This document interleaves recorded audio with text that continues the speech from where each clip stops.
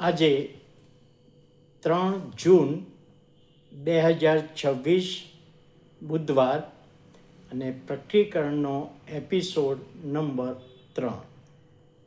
પ્રકટીકરણ 1 અધ્યાય 1-3 કલમ. હવે પ્રકટીકરણ ઈસુ ખ્રિસ્તનું પ્રકટીકરણ પહેલી કલમમાં લખ્યું છે. ઘણા બધા ગેરસમજ કરે છે અને યોહાનનું પ્રકટીકરણ તરીકે જુએ છે, સમજે છે.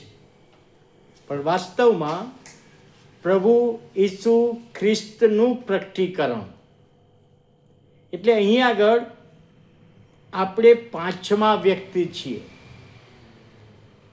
ઈશ્વર પિતાએ પોતાના પુત્ર ઈસુને સંદર્શન જણાવ્યું. ઈસુએ પોતાના એક દૂતને કહ્યું કે તું યોહાનને આ બધું કહે. અને યોહાનને કહેવામાં આવ્યું, સંદર્શન બતાવવામાં આવ્યું, એ લખીને મને ને તમને જણાવ્યું. એટલે આપણે પાંચમા વ્યક્તિ છીએ આ પ્રકટીકરણ સમજવામાં. અહીં આગળ જ્યારે આપણે જોઈએ છીએ ટૂંક સમયમાં બનવાના બનાવો. હવે ટૂંક સમય એના માટે પણ ગેરસમજ લોકોને થઈ છે. 96ની સાલમાં યોહાને આ પુસ્તક લખ્યું એટલે લોકો એવું વિચારે ટૂંક સમય એટલે 96 પછીના થોડા જ વર્ષોમાં આ બનવું જોઈતું હતું એવું લોકો વિચારે. પરંતુ ટૂંક સમય માટે જે ગ્રીક ભાષાનો શબ્દ છે ટેસી, TACHY, એનો મિનિંગ શું થાય? કે જ્યારે આ બનાવો શરૂ થશે અને થોડા જ સમયમાં પૂરા થશે, એ એનો મિનિંગ છે. ટૂંક સમય એટલે જલ્દી થશે એ અર્થમાં નહીં, પણ ગ્રીક ભાષાના શબ્દ પ્રમાણે કે જ્યારે આ બનાવો શરૂ થશે, પ્રભુ ઈસુ વાદળામાં આવશે, એ શરૂઆત થશે અને 7 જ વર્ષમાં પરિપૂર્ણ થશે, પૂરું થશે, એ કહેવાનો અહીંયા ભાવાર્થ છે. હવે જ્યારે અહીંયા લખવામાં આવ્યું છે કે પોતાના સેવકોને કહી દેખાડવા સારું તેણે પોતાના દૂતને મોકલીને પોતાના સેવક યોહાનને. હવે યોહાન પ્રભુ ઈસુ ખ્રિસ્તનો શિષ્ય, 3-3.5 વર્ષ પ્રભુની સાથે સેવા કરી અને ત્યાર પછી મંડળીઓ જે સ્થાપવામાં આવી ને મંડળીઓમાં સેવા કરી, એ યોહાન અહીં આગળ કહે છે પોતાના સેવક યોહાનને. હવે સેવક માટે ગ્રીક ભાષામાં જે શબ્દ છે ડુલોસ. હવે ડુલોસ એ સામાન્ય સેવક નથી, એનો ઊંડો અર્થ સમાયેલો છે. અને એ અર્થ પ્રમાણે કે જેનો કોઈક માલિક છે પ્રભુ ઈસુ ખ્રિસ્ત. યોહાનનો માલિક પ્રભુ ઈસુ ખ્રિસ્ત છે. આ યોહાન માલિકની બધી જ આજ્ઞા પૂરી કરવા બંધાયેલો છે. અને ત્રીજી બાબત, યોહાન ઈસુના સેવક તરીકે પોતાની વ્યક્તિગત સ્વાર્થ હોતો નથી. એટલે ગ્રીક ભાષામાં સેવકને માટે જે ડુલોસ શબ્દ, એનો અર્થ કે ઈશ્વર એનો માલિક છે, માલિકની આજ્ઞા પૂરી કરવા બંધાયેલો છે અને સાથે પોતાનો અંગત સ્વાર્થ જોતો નથી. એટલે આજે ઘણી બધી વખતે ગમે તેને આપણે સેવક કહી દઈએ ને, એ બરોબર નથી. એમ પણ આ વચન પરથી આપણે સમજી શકીએ છીએ. ત્યાર પછી ત્યાં લખવામાં આવ્યું છે બીજી કલમ, દેવના વચન વિશે, ઈસુ ખ્રિસ્તની શાહીદી વિશે આ યોહાન વિશે લખ્યું છે કે યોહાને પ્રભુ ઈસુ વિશે જે સંદર્શન એને બતાવવામાં આવ્યું એ સંદર્શન પ્રમાણે કશું પણ એણે વધાર્યું નથી કે સંદર્શનમાંથી કશું એણે ઘટાડ્યું નથી. જે પ્રમાણે બતાવ્યું છે એ જ પ્રમાણે એણે સાક્ષી આપી છે. એ બાબત અહીં આગળ લખવામાં આવે છે. અને ત્યાર પછી ત્રીજી કલમ કે ભવિષ્ય વચનો જે વાંચે છે, સાંભળે છે, તેમાં લખેલું પાડે છે તેને ધન્ય છે.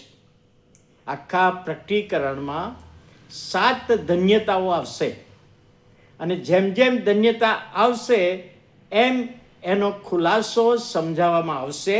એટલે આ પ્રકટીકરણના પુસ્તકમાં પહેલી ધન્યતા કઈ ધન્યતા?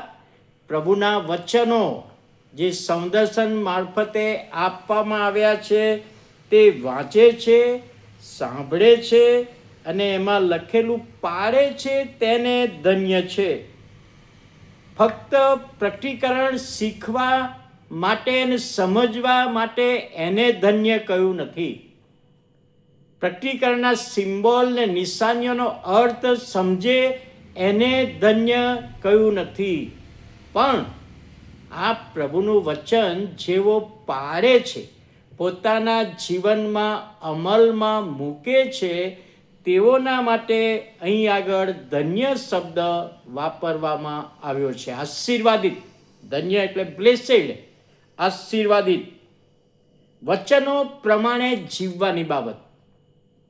હવે ઘણી બધી વખતે વચનો પ્રમાણે જીવવાની બાબત આપણા પ્રેક્ટિકલ વ્યક્તિગત જીવનમાં એની અસર થવી જોઈએ. અને જ્યારે એક બેને સાક્ષી આપી, 12 વખત પ્રભુનું વચન બાઇબલ પૂરું કર્યું, પણ એમના દીકરાના પત્ની કહે છે કે મારી સાથે સારો વ્યવહાર રાખતા નથી. બાઇબલની કલમો મોઢે છે, બાઇબલના વચનો મોઢે છે, પરંતુ મારી સાથે સારા સંબંધો રાખતા નથી. એટલે કહેવાનો બાબત કે પ્રભુના વચનો વાંચ્યાય ખરા, સાંભળાય ખરા, પણ જો એને પાડીએ છે તો પ્રભુનું વચન કહે છે કે એ ધન્ય છે. એવું પ્રભુનું વચન અહીં આગળ લખવામાં આવ્યું છે. અને ત્યાર પછી લખે છે કેમ કે સમય પાસે છે. હવે બાઇબલમાં ગ્રીક ભાષામાં સમય માટે બે શબ્દો. એક શબ્દ છે કોરોનોસ. કોરોનોસ એટલે ઘડિયાળનો સમય, 10 વાગે, 11 વાગે, 12 વાગે. એ ઘડિયાળના સમય માટે કોરોનોસ શબ્દ વાપરવામાં આવે છે. અને સિઝન એના માટે કૈરોસ. અત્યારે બહુ જ ગરમીની સિઝન છે, ત્યાં કૈરોસ, ઘડિયાળનો ટાઈમ નહીં. જ્યારે કાના ગામમાં લગ્ન પ્રસંગે મરિયમે ઈસુને કહ્યું કે તેઓની પાસે દ્રાક્ષારસ ખૂટી ગયો છે, ત્યારે પ્રભુ ઈસુએ કહેલું કે હજુ મારો સમય આવ્યો નથી. એ ઘડિયાળનો સમય નહીં, પણ મારે જે વધસ્તંભ પર ચડાવવાનું છે ને ઉદ્ધારને માટે એ સમય જો આવ્યો નથી, એ સિઝન આવી નથી, એ સમય નથી આવ્યો, એવું પ્રભુ ઈસુ ખ્રિસ્ત કહેવા માગતા હતા.